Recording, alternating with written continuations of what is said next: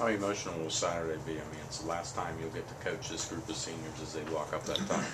It will be, because, you know, I think our seniors, you know, the wins and losses may not show it right now, but I think it's pretty clear we're playing a pretty exciting brand of football.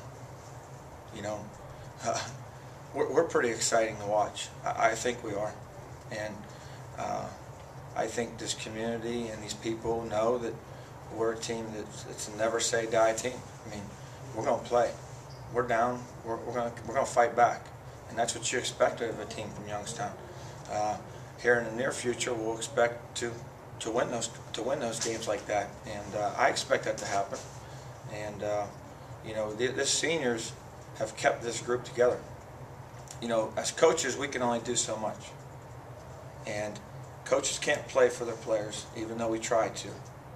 But also at the same time, coaches try to keep it all together. But I'm not in that locker room every minute of the day. You know, I'm not with them when they're off campus. I'm not with them on Thursday night or Wednesday night when they're making decisions about how their preparation is going towards the game or going towards school. And those are the kind of things that I do feel good about. I like the way we prepare. I like the way we practice. I like the way we focus. And I like the way we come out and play, other than on offense the last game and the first beginning of the game there. I like that part of it. We just got to make those plays when the opportunity presents itself. I mean, you know, you look at the NFL, although there's a lot of parity there, and it comes down to coaches being creative. You know, look at the Browns.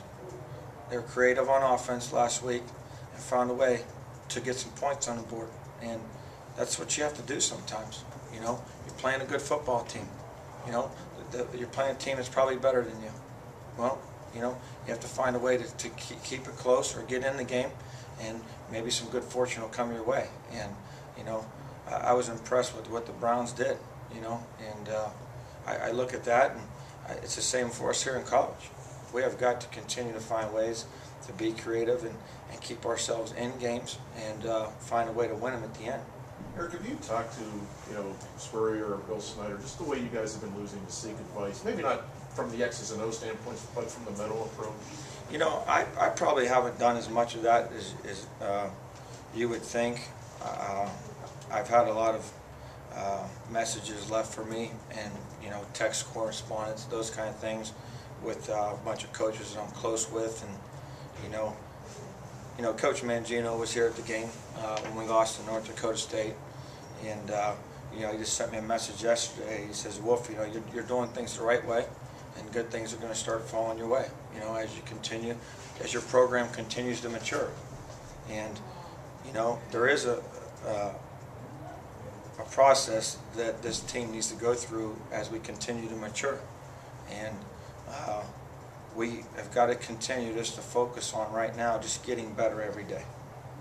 And if we can just get better every day, you know, 365 days from now, who knows what we'll be sitting here talking about. But it's a process, and I'm a believer in, and this goes back to Coach Snyder. He taught me this when I was a player, and as coaches holding players accountable to it is you got to find a way to get better every day at one aspect of your life. You know, football, school, and that has to be a continued process. You can't continue to be the same or stay status quo, because if you do, someone else is passing you.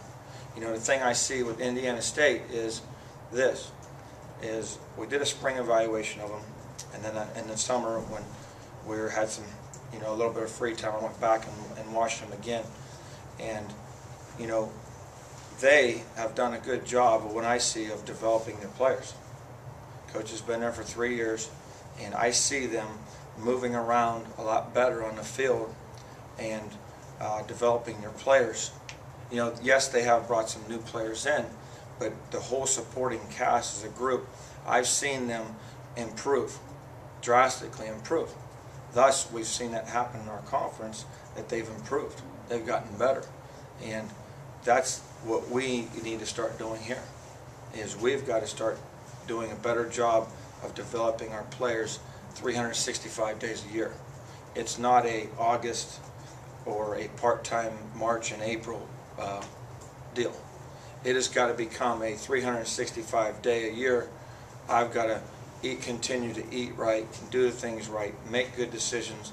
That's going to make you a better football player, a better student, a better person, and that's the process we're in right now. I'm not convinced that it's always been a full-time job, and that's part of a culture change that we're going through, and it will get done. It's just I made a point to our team yesterday in the team meeting. I said, guys, this is a much improved team. Why? Because they're obviously working hard and training year-round, and you can see it. It shows up on film. A lot of the same guys are playing, but they've gotten that much better in 1 year's time. That's the same process that we need to go through, and that's what we did at Kansas State, because I was a player there. I saw it happen.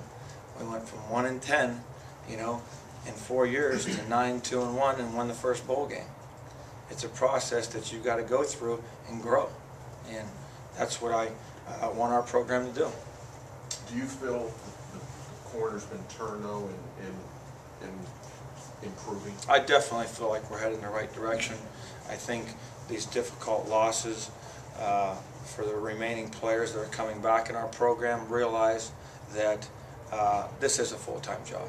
I mean, you are not going to line up against Northern Iowa and all these teams in this league, pretty good league, and just be a part-time guy working at it and expect to win. You've got to put in. You got to put in time. You got to put in work, and that's something that we've got to do over the course of years. I mean, it's not a. I don't think in 6 months you can go from, being average to below average, and all of a sudden to excellent. Unless you've added a whole bunch of people, you've got to continue to build and develop, and that means everyone that steps foot on the field, from special teams to backups on offense or defense, and that's the part of the process that a lot of our emphasis will be in as we continue to progress forward. With players making it a year-round thing, being committed, what do you think we could be talking about here from 365 days from now? I think with some good fortune, we could be in pretty good shape, because I think if you would have asked me prior to the season, I probably would have, if I would have divulged the information to you, I would have told you there's probably 2 or 3 teams that probably I would have thought that would have potentially stomped on us a little bit. You know what I mean? Got after us pretty good. 3 touchdown, 4 touchdown games. You know what I mean? Differences, and that's not the case. We're in every game until we just give it up, basically. So that's the encouraging thing to me, is that we're in them all. Now it's the next step in trying to win them all. So that's what we've got to find a way to get done here this next season, off season, and spring training. Can you give us a scouting report on Indiana State? Indiana State. First of all, I think you have to start at the top. Coach Miles, I would suspect that he's going to get my vote for Coach of the Year. I can assure you that. I look at his staff. I know several of their staff members. Coach Simmons came from South Florida. Coach Minner was head coach of Cincinnati, and so those guys I've known for a period of time, and he's got good coaches around him. He's obviously done a good job. He's in the 3rd year of his program. He has a vision. The quarterback is a special football player. He's probably as good as anybody in the league. Offensively, they're dangerous. They're 13th in the country, I believe, overall, scoring a whole bunch of points. And they have balance. They like to run the football. At the same time, they like to throw the ball vertical, and they have multiple ways of throwing the ball vertical. I think their players play hard. I think their offensive line's playing hard. I think the receivers run good routes, and their quarterback is probably as good as anybody in the league, truthfully. He's a talented kid. He played at Washington as a freshman. We went back and watched tape on him because we had tape on him versus Arizona, and so he's a very good football player, and he's got a great cast of receivers around him. He's got a good offensive line that's playing hard. They got 2 running backs that they can give the ball to, and they're the kind of guys that can make you miss. So I think offensively they're a group that's much improved and playing hard, and schematically I like what they do schematically because they make you accountable across the board as far as the field. They're not a one-dimensional team. They have the ability to do both, and that's what good offenses are able to do. Defensively, you know, you look at them and they run various different schemes. You know, they can run a field defense, they run an under defense, they'll run an over defense, and at the same time they can play a 50 front. So they kind of run multiple defenses kind of based on what they feel you're going to try to do offensively. Defensive back wise, they keep everything in front of them. So, you know, they're a team that's always moving around, and they like to move around, and they like to number it up in the box so that way, and they always like to have edge players. So they obviously know what they're doing on defense too, and they keep pressure on you. You have to constantly be aware of where they are, specifically on 3rd down. So, and they'll pressure you. I mean, they're gonna put some pressure on you there. They're not gonna just go out there and line up and sit still. They'll be constantly moving.